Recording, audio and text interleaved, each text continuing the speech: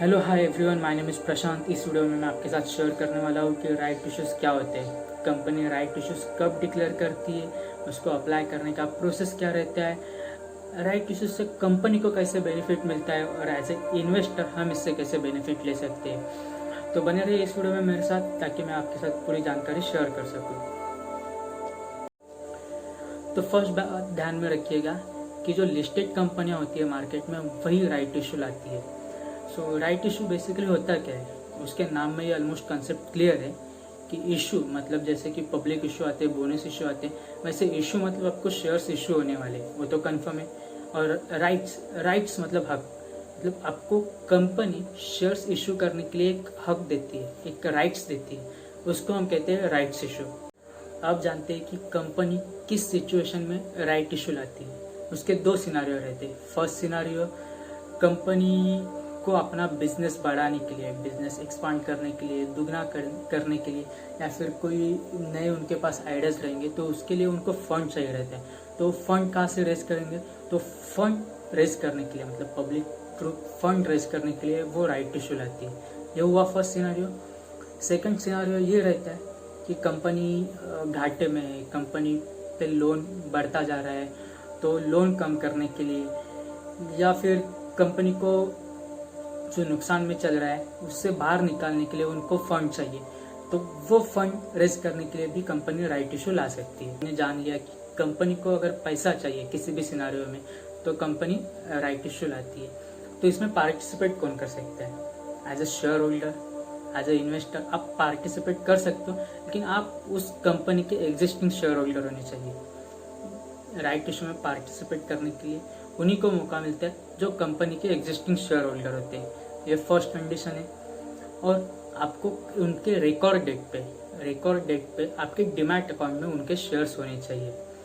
जब डिक्लेयर करती है कंपनी राइट इशू, तब उसका जो भी रेशो रहता है कि कितने शेयर्स के अगेंस्ट कितने शेयर्स मिलेंगे, या फिर उसका जो भी प्राइस रहेगा वो, या फिर रिकॉर्ड डेट एक्स डेट वो डिक्लेयर करती है। लेकिन आपको ध्यान में रखना है कि आप रिकॉर्ड डेट पे उनके एग्जिस्टिंग शेयर होल्डर होने ज़रूरी है। जब राइट इशू डिक्लेयर होता है तो जो रेशो मिलता है, जो रेशो मतलब फॉर एग्जांपल मान लीजिएगा कि XYZ कंपनी ने 1:10 का रेशो दिया, मतलब 10 शेयर्स के अगेंस्ट आपको 1 शेयर मिलेगा राइट इशू में, तो वो रेशो सारे इन्वेस्टर्स के लिए सेम रहेगा।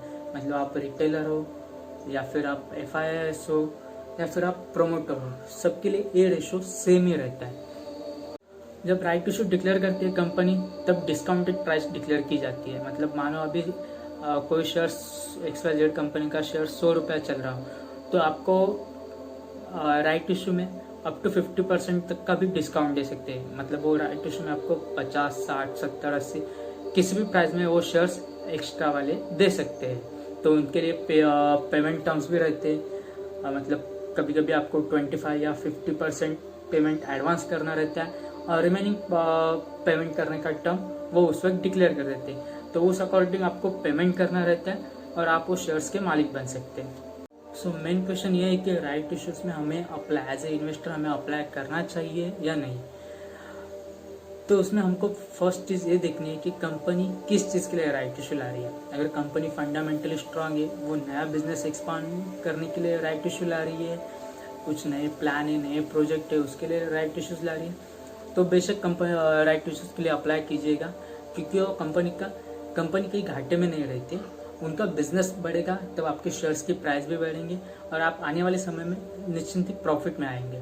लेकिन अगर कंपनी अपना ही एग्जिस्टिंग बिजनेस लॉस में चला रही है और वो लॉस कम करने के लिए, या फिर कंपनी चलाना उनमें मुश्किल हो रहा है और उसके लिए उन्हें फंड चाहिए, उसके लिए राइट इशूज ला रही है, तो आप अवॉइड कर सकते हो कि company right issue existing share holders को ही देती है और उन्हें वो शेयर्स डिस्काउंट प्राइस में दिए जाते हैं। तो बट ऑब्वियसली हमें नए शेयर्स मिलेंगे लेकिन डिस्काउंट प्राइस में मिलेंगे। तो एक जगह पे जहाँ पे कंपनी का इक्विटी वैल्यू बढ़ जाता है, मतलब जहाँ पे मार्केट कैपिटल इक्विटी बढ़ जाती है कंपनी की, वहीं पे उनके बाकी के रेशो जैसे P रेशो, EPS रेशो, ये सारे रेशो कम हो जाते हैं। मतलब एक टेम्पररी एडजस्टमेंट रहता है अकॉर्डिंग टू प्राइस। अभी आपको पता चला राइट इशू क्या होता है। इस one type of corporate action ही रहता है। तो उसमें अप्लाई करने के लिए भी जो कंपनी डिक्लेयर करती है उस टाइम पे डेट्स या फिर जो भी प्राइस है वो डिक्लेयर की जाती है, तो उस अकॉर्डिंगली आपको आपके ब्रोकर से कांटेक्ट करना है और ऑनलाइन ही अप्लाई करना है। सिंपल प्रोसेस रहती है, वो हो जाता है उस टाइम पे, और जो भी शेयर्स है वो उस अकॉर्डिंगली उस डेट पे आपके अकाउंट में आ जाते हैं, डीमैट अकाउंट में, और आप उसके बाद उसमें ट्रेड भी कर सकते हो।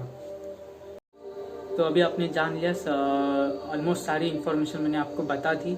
सिर्फ वन स्पेशल एडवाइस देना चाहूँगा कि जो कंपनी अपना बिजनेस एक्सपांड करने के लिए राइट इशू ला रही है, जो फंडामेंटली स्ट्रांग है, ऐसे ही कंपनी में इन्वेस्ट कीजिएगा राइट इशू के वक्त।